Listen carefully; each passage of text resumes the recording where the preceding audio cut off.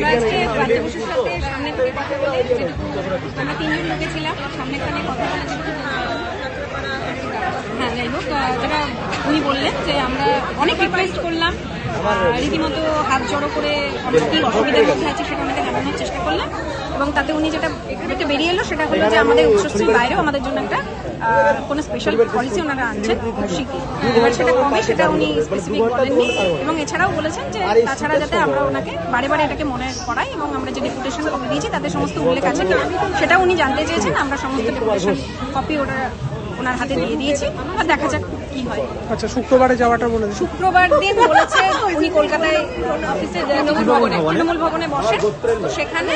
গিয়ে দেখা করতে বলেছে সৌনক কারণ নাম বলেছেন মাধ্যমে এবং আমাদের টিম করে করে যেতে বলেছে টিম করে করে ওটা সবাই মিলে যারা আশা করি আমরা তো এত দূর থেকে যাওয়া সম্ভব নয় প্রতি শুক্রবারে যারা কলকাতার কাছাকাছি ডিস্ট্রিক্টে আছেন তারা যেন প্রতি শুক্রবার এটা গিয়ে একটু ওনাকে রিমাইন্ড করান আমাদেরকে কি বলেছেন সেটা হলে আমাদের মনে হয় খুব শীঘ্রই আমরা সাফল্য পেতে পারি।